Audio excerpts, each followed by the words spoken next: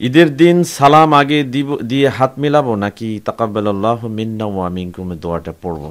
আলহামদুলিল্লাহ, ঈদের দিনে আমরা আসলে একটা সুন্নার দিকে আমরা অগ্রসর হচ্ছি, যে সেই ক্ষেত্রে আগে আমাদের নিয়ম ছিল ঈদ মোবারক বলা। হ্যাঁ, এখনো ঈদ মোবারক বলা এটাকে জায়েজ বলেছেন আলেম ওলামারা, এ ব্যাপারে কোনো সন্দেহ নেই। তবে এই ক্ষেত্রে আমরা দোয়া করতে পারি, তবে সবার আগে সালাম দিব কিনা এই বিষয়ে সিলসিলা হাদিস সহিহ 3382 এবং 83 নম্বর হাদিস আবি উমামা বাহিলি রাদিয়াল্লাহু তাআলা আনহু থেকে বর্ণিত, তিনি বলেন রাসূল সাল্লাল্লাহু আলাইহি ওয়াসাল্লাম বলেছেন, ইন্না আউলান নাসি বিল্লাহ মান বাদাহুম বিসসালাম।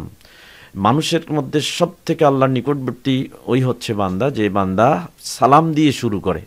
তাহলে আমাদের প্রথম কাজটা হচ্ছে সালাম দিয়ে শুরু করা। এরপরে আমরা কি করব? এই ক্ষেত্রে অবশ্যই আমাদেরকে সালাম দেওয়ার পরে আমরা যদি একান্ত ইন্টেনশনালি যদি আমরা তার সাথে সাক্ষাৎ করতে চাই, কথা বলতে চাই, তাহলে সেই ক্ষেত্রে অবশ্যই আমাদেরকে একটা হাদিস আছে, যে হাদিসটা আমাদেরকে রাসূল সাল্লাল্লাহু আলাইহি ওয়াসাল্লাম শিখিয়ে দিয়েছেন।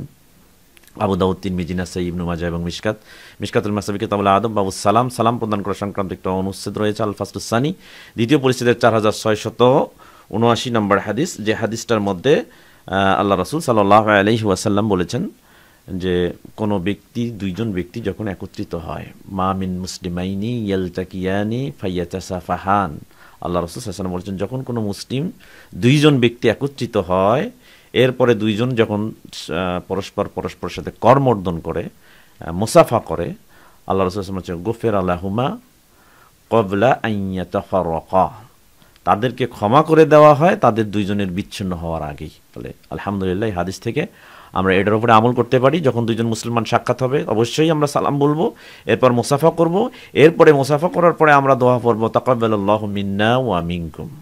আর অনাকাঙ্ক্ষিতভাবে যদি সাক্ষাৎ হয়ে যায়, আকস্মিক সাক্ষাৎ হয়ে যায়, সেই ক্ষেত্রে যদি দাঁড়ানোর সুযোগ না থাকে, সেই ক্ষেত্রে আমরা সালাম এটা মুখে বলতে পারি, এরপরে আমরা পরস্পরে তাকাব্বালাল্লাহু মিন্না ওয়া মিনকুম এটা আমরা দোয়া পড়তে পারি। আল্লাহু তাআলা আ'লাম।